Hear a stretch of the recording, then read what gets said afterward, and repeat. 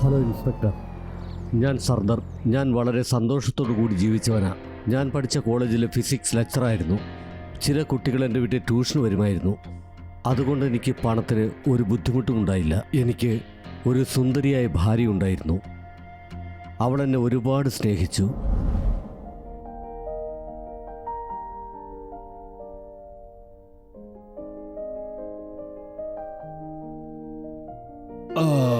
എനിക്ക് ഉറക്കം വരുന്നു.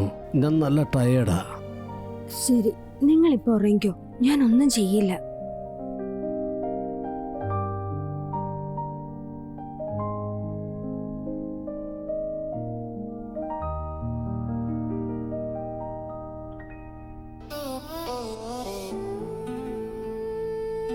അല്ല, വളരെ ടയേർഡാണെന്ന് പറഞ്ഞിട്ട് ഇപ്പൊ എന്തായി ചെയ്യുന്നേ? അങ്ങനെയാണോ?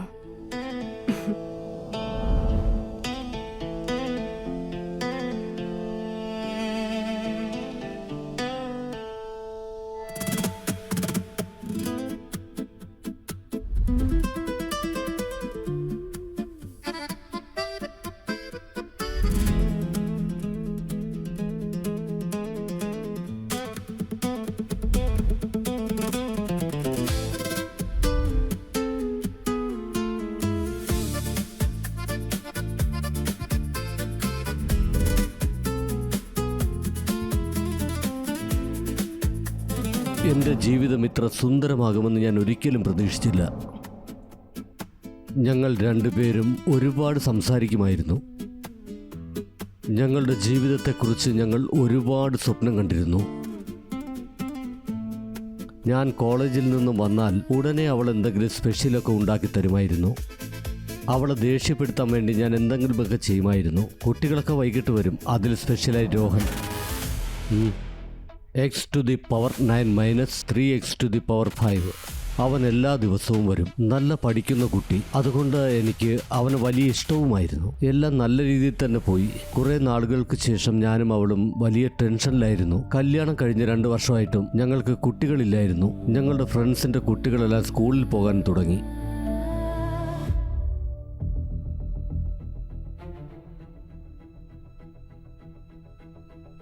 എൻ്റെ ഭാര്യയുടെ മുഖത്ത് സന്തോഷം കാണണമെന്ന് ഞാൻ ആഗ്രഹിച്ചു. അതുകൊണ്ട് ഞങ്ങൾ ഒരു ദിവസം മെഡിക്കൽ ചെക്കപ്പിന് പോയി. ആ ചെക്കപ്പ് കഴിഞ്ഞതിന് ശേഷമാണ് എനിക്ക് അറിയാൻ കഴിഞ്ഞത് എനിക്ക് ഒരു അച്ഛനാകാൻ കഴിയില്ല എന്ന്. ആ നിമിഷം ഞാൻ ആകെ തകർന്നു പോയി. ഞാൻ എങ്ങനെ അവളോട് പറയും? ഞാൻ ഈ അവസ്ഥ എങ്ങനെ അവളോട് വിശദീകരിക്കും?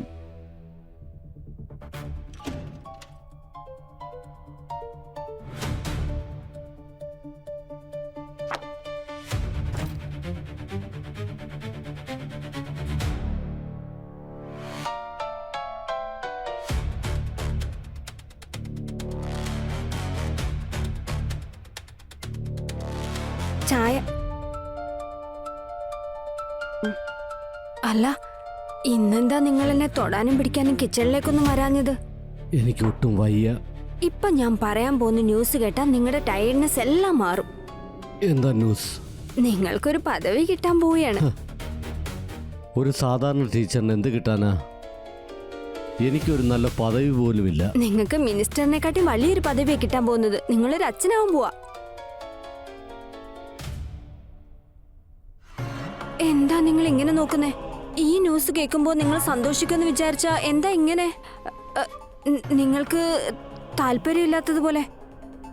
ഈ ന്യൂസ് കേട്ടതും എൻ്റെ ശരീരത്തിൽ എന്തോ പ്രകമ്പനം കൊള്ളുക. എനിക്കിത് കേട്ടതിന് ശേഷം എങ്ങനെ റിയാക്ട് ചെയ്യുന്ന പോലെ അറിയില്ല. സത്യത്തിൽ എനിക്ക് വലിയ സന്തോഷമായി. എൻ്റെ കയ്യിലുള്ള മെഡിക്കൽ റിപ്പോർട്ട് ക്ലിയറാ പറഞ്ഞിട്ടുണ്ട് എനിക്കൊരിക്കലും അച്ഛനാകാൻ കഴിയില്ലെന്ന്. പക്ഷേ എൻ്റെ ഭാര്യ പറയുന്നു ഞാൻ അച്ഛനാകാൻ പോകുന്നെന്ന്. അപ്പോൾ എൻ്റെ ഭാര്യ എന്നെ പറ്റിക്കുകയായിരുന്നല്ലേ? അപ്പോൾ ഇവക്ക് ആരുമായിട്ടെങ്കിലും ബന്ധമുണ്ട്. ഇത് മറ്റാരുടെ കുട്ടിയായിരിക്കും. ഇവളെന്നെ പറ്റിക്കുന്നു എന്ന് വിചാരിച്ച് ഞാൻ ഒരുപാട് സങ്കടപ്പെട്ടു. എങ്ങനെയെങ്കിലും കണ്ടുപിടിക്കണമെന്ന് ഞാൻ വിചാരിച്ചു. അതുകൊണ്ട് വീടിനുള്ളിൽ ഞാൻ ഹിഡൻ ക്യാമറകൾ വെച്ചു.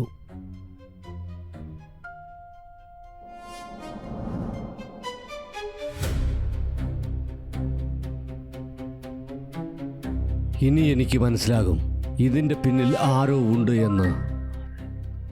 ഇവളുടെ വയറ്റിലുള്ള കുട്ടി ആരുടേതാണെന്നും.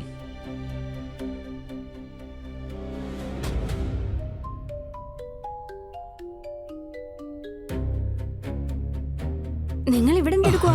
അയ്യോ, നീ എന്നെ പേടിപ്പിച്ച് കളഞ്ഞല്ലേ. ഒന്നുമില്ല, ഈ ക്ലോക്കിലെ ബാറ്ററി മാറ്റിയതാ, അത് വർക്കാകുന്നില്ല. അങ്ങനെയാണോ? നീ ഫുഡ് ഉണ്ടാക്കിയോ? ചപ്പാത്തിയും പരിപ്പ് കറിയും ഓ, ഉണ്ടാക്കിയിട്ടുണ്ട്. ശരി ശരി, പോവാ. വീടിനുള്ളിൽ ക്യാമറ വെച്ചതിന് ശേഷം ഞാൻ എന്നും നിരീക്ഷിച്ചു കൊണ്ടേയിരുന്നു. ലാപ്ടോപ്പ് ഓപ്പൺ ചെയ്ത് രാവും പകലും ഞാൻ അവളെ വീക്ഷിച്ചുകൊണ്ടേയിരുന്നു. പക്ഷെ ഒരുപാട് നാളുകൾക്ക് ശേഷം എനിക്ക് യാതൊരു തെളിവും കിട്ടിയില്ല. അവളുടെ അവിഹിത ബന്ധത്തെക്കുറിച്ച് യാതൊരു വിവരവും കിട്ടിയില്ല. ഇപ്പൊ എന്ത് ചെയ്യണമെന്നറിയില്ല. ഞാൻ നന്ദി വിഷമിച്ചു. അങ്ങനെ ഒരു ദിവസം ഞാൻ ജോലി കഴിഞ്ഞ് വീട്ടിലേക്ക് പോയപ്പോൾ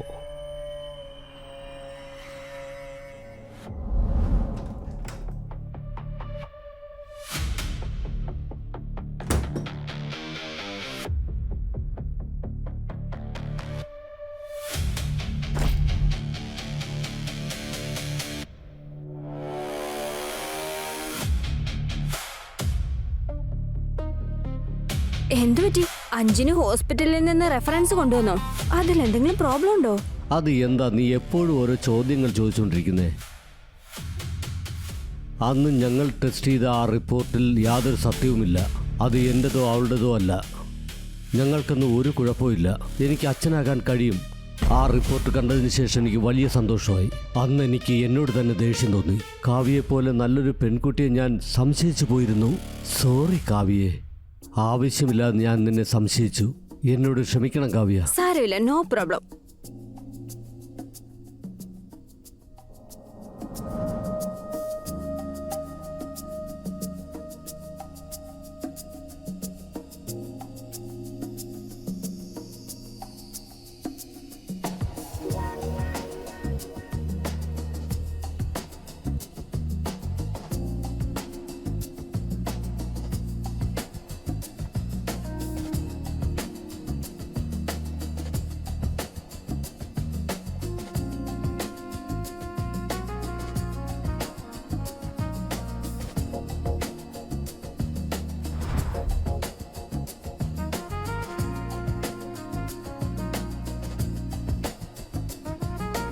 നിങ്ങൾ പോയി കിടന്ന് ഉറങ്ങുക, അല്ലെങ്കിൽ നിങ്ങളുടെ കുഞ്ഞിന് ദേഷ്യം വരും. അച്ഛനും അമ്മയും ഉറങ്ങാൻ സമ്മതിക്കില്ലെന്ന് പറയും.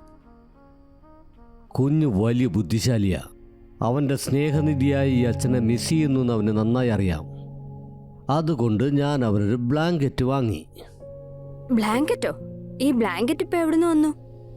ആക്ച്വലി അതെനിക്ക് കൊറിയറിലാ വന്നത്.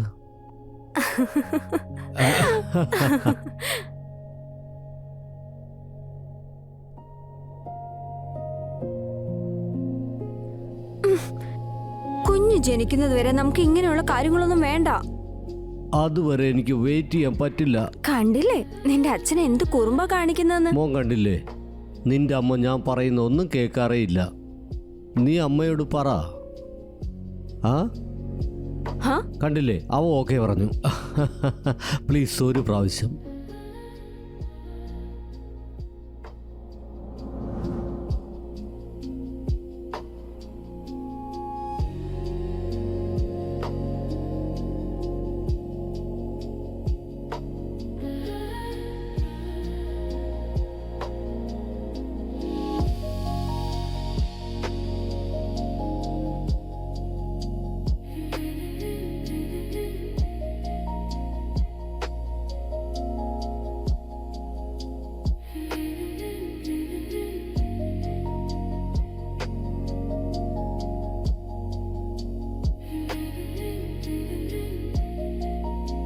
ഇങ്ങോട്ട് നോക്ക്, ഞാൻ പറയുന്ന cake.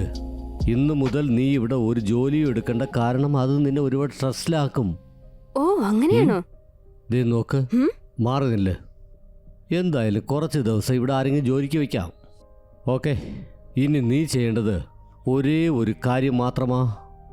Rest rest rest rest മാത്രം. Hello sir. Hi hello. Ma'am. വാ രോഹൻ, എങ്ങനെയുണ്ട്? I am fine sir.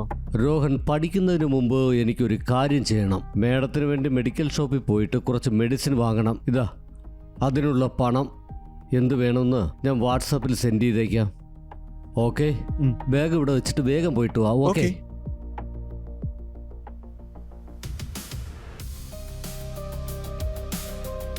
എൻ്റെ ജീവിതം വളരെ കാലം കളർഫുള്ളായിരുന്നു.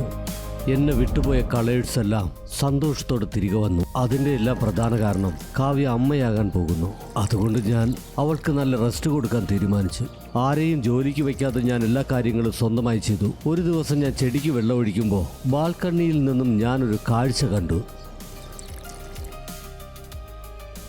ഇവിടെ ഇതെങ്ങനെ? ചെരുപ്പിൻ്റെ പാടുകൾ വന്നു. ഇല്ലില്ല, ഇതുകൊണ്ട് അവളെ ഒരിക്കലും സംശയിക്കരുത്. നേരത്തെ അവളെ ഒരുപാട് സംശയിച്ച് ഞാൻ കഷ്ടപ്പെടുത്തിയതാ. ഇനി വേണ്ട.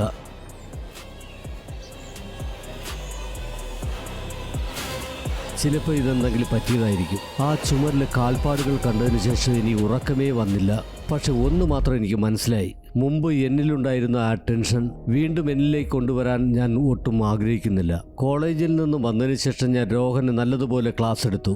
അന്നാണ് ഞാൻ പഠിപ്പിച്ച എൻ്റെ ഒരു കുട്ടി എന്നെ കാണാനായിട്ട് അവിടേക്ക് വന്നത്. റോഹൻ, ഇന്നത്തെ ക്ലാസ്സിൽ മതി, എനിക്കൊരു മീറ്റിംഗ്, നാളെ കാണാം. ഓക്കെ.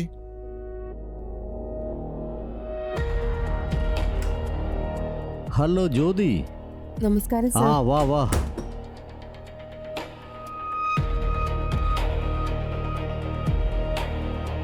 രോഹൻ, ഇത് ജ്യോതി, എൻ്റെ പഴയ സ്റ്റുഡൻറ്. ആ ജ്യോതി, ഇത് റോഹൻ. സർ, ഞാൻ ഇറങ്ങാ.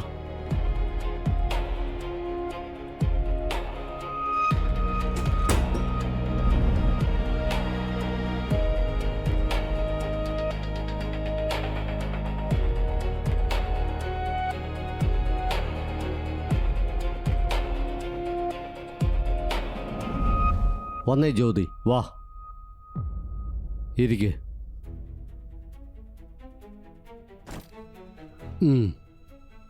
പിന്നെ ജ്യോതി, ഇതെൻ്റെ വൈഫ്.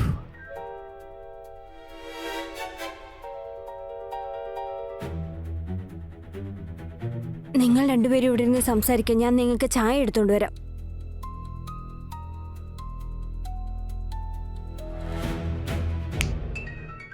എന്തു പറ്റി? ശരി പറ, നീ ഇപ്പൊ എന്ത് ചെയ്യുന്നു? നിന്റെ ജീവിതമൊക്കെ എങ്ങനെ പോകുന്നു? സർ, ഞാൻ ഇവിടെ ഉള്ളത് ഈ സിറ്റിയില് സഞ്ജീവനി ഹോസ്പിറ്റൽ HR ആയിട്ട് വർക്ക് ചെയ്തോണ്ടിരിക്കുക. നിങ്ങളുടെ അടുത്ത് ഒരു പ്രധാനപ്പെട്ട കാര്യം സംസാരിക്കാൻ വേണ്ടിട്ട് വന്നതാ. ആ പറ. പക്ഷേ ഈ സ്ഥലത്ത് വന്നതിന് ശേഷം മനസ്സിലായത് ഈ കാര്യം ഒരുപാട് സീരിയസ് ആണെന്ന്. അത്രയ്ക്ക് സീരിയസോ? ശരി, എന്താ കാര്യം നീ എന്നോട് പറ. ഞങ്ങളുടെ ഹോസ്പിറ്റലില് ഒരു പെണ്ണും ഒരു ചെറുക്കനും ഞങ്ങളുടെ ഹോസ്പിറ്റൽ സ്റ്റാഫിന്റെ അടുത്ത് വഴക്കുണ്ടാക്കിക്കൊണ്ടിരിക്കുവായിരുന്നു. ഞങ്ങളുടെ ഹോസ്പിറ്റൽ സ്റ്റാഫ് അവരെ പുറത്താക്കിയതിനു ശേഷം ഞാൻ അവരുടെ അടുത്ത് പോയി എന്താ കാര്യമെന്ന് ചോദിച്ചു. അതിന് അവരാണെങ്കിൽ ആരുടെയും മെഡിക്കൽ റിപ്പോർട്ട് മാറ്റണമെന്ന് കണ്ടോ പറഞ്ഞു. എനിക്കാണെങ്കിൽ അത് ശരിയായിട്ട് തോന്നിയില്ല. ആ റിപ്പോർട്ട് ആരെയെന്ന് നോക്കിയപ്പോ ആ റിപ്പോർട്ടിൽ ഞാൻ എന്താ കണ്ടുപിടിച്ചെന്ന് നിങ്ങൾക്കറിയോ? ആ മെഡിക്കൽ റിപ്പോർട്ട് നിങ്ങളുടേതായിരുന്നു. സോറി ടു സേ സർ, പക്ഷേ ആ റിപ്പോർട്ടില് നിങ്ങളെ കൊണ്ടൊരു അച്ഛനാവാൻ പറ്റത്തില്ലെന്നായിരുന്നു. അതായിരുന്നെന്ന് തോന്നുന്നു അവര് ചേഞ്ച് ചെയ്യാൻ ആഗ്രഹിച്ചത്. അവര് ആ ഹോസ്പിറ്റലിൽ നിന്ന് ഒരു അപ്പോളജി ലെറ്റർ വാങ്ങിക്കാൻ നോക്കിയായിരുന്നു. നിങ്ങൾക്ക് അച്ഛനാവാൻ പറ്റൂന്നുള്ള റിപ്പോർട്ട് അത് ശരിക്കും തെറ്റാണ്. ഇതെല്ലാം നേരിട്ട് വന്ന് നിങ്ങളുടെ സംസാരിച്ചു കഴിഞ്ഞാൽ നന്നായിരിക്കും എനിക്ക് തോന്നി. അത് ആരൊക്കെയാണ്? എന്തിനാ എന്റെ റിപ്പോർട്ട് ചേഞ്ച് ചെയ്തേ? ഞാനും അത് തന്നെ ആലോചിച്ചത്. പക്ഷേ ഞാനിവിടെ വന്നതിന് ശേഷം എനിക്ക് എല്ലാം മനസ്സിലായത്. നിനക്കറിയാം ജ്യോതി, അവിടെ വന്നത് ആരാ? അവിടെ വന്നത് നിങ്ങളുടെ വൺ ഓഫ് ദ സ്റ്റുഡന്റ് ആയിരുന്നു, റോഹൻ. പിന്നെ നിങ്ങളുടെ വൈഫും.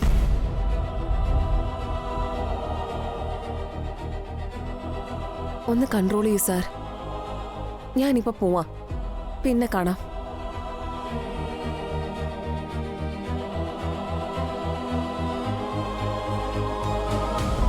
ഞാൻ എല്ലാവരെയും സംശയത്തോടെ നോക്കി. പക്ഷെ എനിക്കിപ്പോൾ എന്നെ കൺട്രോൾ ചെയ്യാൻ പറ്റുന്നില്ല. ഞാൻ സംശയിച്ചത് മുഴുവൻ സത്യമായിരിക്കുന്നു. അന്ന് ഞാൻ കണ്ട ആ ഫുട് പ്രിന്റ് റോഹൻ്റേതാണ്. ക്യാമറ ശരിയായ സ്ഥലത്തല്ലായിരുന്നു എന്ന് അന്നാ മനസ്സിലായത്. ആ ദ്രോഹി റോഹൻ ആ ഡോർ വഴിയല്ലായിരുന്നു വന്നത്. എനിക്കത് കണ്ടുപിടിക്കാൻ കഴിഞ്ഞില്ല. പിന്നെ ഞാൻ ആ ക്യാമറയെല്ലാം വിൻഡോയുടെ സൈഡിലൊന്നും പിന്നെ ഒരെണ്ണം ബെഡ്റൂമിന്റെ സൈഡിലും വെച്ചു. എൻ്റെ കോളേജിലെ റൂമിൽ ഞാൻ ഒറ്റയ്ക്കിരുന്ന് ഒരു ഹൊറർ പടം കാണാനായി ഞാൻ വെയിറ്റ് ചെയ്തു.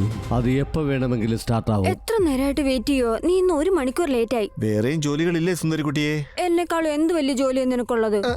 നിന്നേക്കാൾ പ്രാധാന്യമുള്ള എന്താ ഉള്ളേ? അതുപോലെ എന്തായാലും എന്റെ കുട്ടി നിന്റെ വയറ്റിലില്ലേ? ശരി, നീ ഈ കാര്യം പറ. എന്നെ വിട്ടിട്ട് നീ പോവില്ലല്ലോ? നിന്നെ പോലൊരു സുന്ദരിക്കുട്ടിയെ ആരെങ്കിലും വിട്ടുകളയൂ? പക്ഷെ എന്നാലും നിന്റെ ഫാമിലി നിനക്ക് വേറെ കല്യാണം ആലോചിക്കുകയാണെങ്കിലോ? അവരുടെ കാര്യം വിട്. എന്തായാലും നിന്റെ കല്യാണോ കഴിഞ്ഞല്ലേ? ദേ നോക്ക്, പ്രേമിക്കുന്നവരെല്ലാം കല്യാണം കഴിക്കാറുണ്ട്. പക്ഷെ ആ കല്യാണത്തിന് ആഴം ഉണ്ടാവില്ല. നിനക്ക് എന്ത് വേണമെങ്കിലും നീ വെച്ചോ. നീ എന്തിനു വേണ്ടിയായിരുന്നു എന്റെ ജീവിതം നശിപ്പിച്ചത്?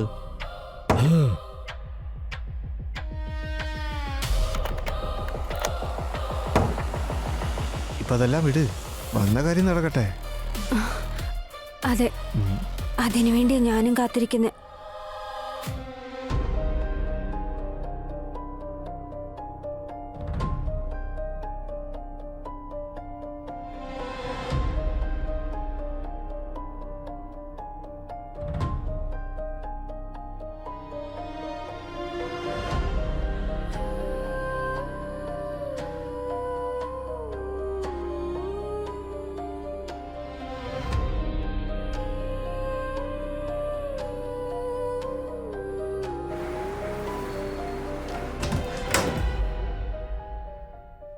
ഇരിക്കേ. നിന്നെ എത്രമാത്രം സ്നേഹിച്ചു. നീ പറഞ്ഞ എല്ലാ കാര്യങ്ങളും ഞാൻ ചെയ്തു തന്നു. നിന്റെ കൊച്ചു കൊച്ചു ആഗ്രഹങ്ങൾ വരെ ഞാൻ സാധിച്ചു. പക്ഷെ നീ എന്റെ സ്റ്റുഡന്റിന്റെ കൂടെ എന്റെ ബെഡ് നീ ഷെയർ ചെയ്തു. സാർത്ഥക്, നീ എന്നോട് ക്ഷമിക്കേ. വായടയ്ക്ക്. എന്റെ കുഞ്ഞ് ജനിക്കുന്നതിന് വേണ്ടി ഞാൻ ഒരുപാട് ആഗ്രഹത്തോടെ കാത്തിരുന്നു. പക്ഷെ നീ ഇപ്പോ ഇവിടെ വെച്ച് ഞാൻ കൊല്ലാൻ പോവാ. പക്ഷേ സാർത്ഥക്, നീ എന്നോട് ക്ഷമിക്കേ. നിന്നെ ഞാൻ വിശ്വസിക്കുകയില്ല. എനിക്ക് ഒരു കാര്യം അറിയേണ്ടതുണ്ട്. എങ്ങനെ എപ്പോ എന്റെ മെഡിക്കൽ റിപ്പോർട്ട് നീ ചേഞ്ച് ചെയ്ത് വെച്ചു?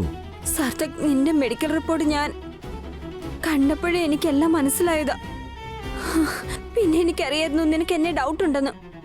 അതുകൊണ്ട് ഞങ്ങൾ രണ്ടുപേരും ഹോസ്പിറ്റലിലേക്ക് പോയി നിന്റെ മെഡിക്കൽ റിപ്പോർട്ട് ചേഞ്ച് ചെയ്തു.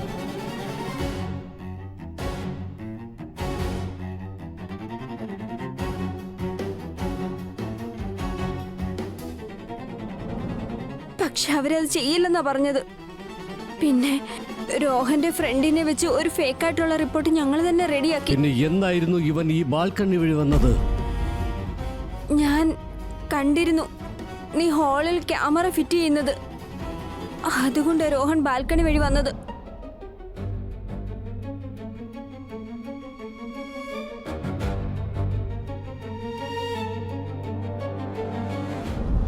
സാർ, എന്നോട് ക്ഷമിക്കണേ സാർ. സാർ ഇനി ഒരു തെറ്റും ചെയ്യത്തില്ല സാർ. സാർ എന്നോട് ക്ഷമിക്കും സാർ. സാർത്ഥക്, പ്ലീസ്, ഇതിൽ അവന്റെ തെറ്റൊന്നുമില്ല. നീ എന്നോട് ക്ഷമിക്കണം. അവനെ പോകാൻ അനുവദിക്കണം. ഇതെല്ലാം നമ്മുടെ കുഞ്ഞിന് വേണ്ടിയാ ഞാൻ ചെയ്തത്. ഇതൊന്നും എന്റെ കുഞ്ഞേ അല്ല, എന്റെ കുഞ്ഞല്ല.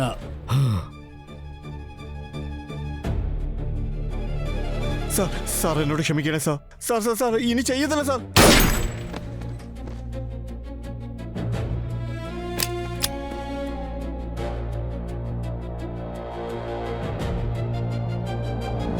അത്രയുള്ളൂ സാറേ. എന്റെയും അവളുടെയും കഥ ഇതാ. ദേ നോക്കണം മിസ്റ്റർ, നിങ്ങൾ പറയുന്ന കാര്യങ്ങളൊക്കെ ശരിയായിരിക്കും. പക്ഷെ അന്തിമ തീരുമാനം കോടതിയുടേതാണ്. അതനുസരിച്ചല്ലേ പറ്റൂ. ഞങ്ങൾക്കൊന്നും ചെയ്യാൻ പറ്റില്ല.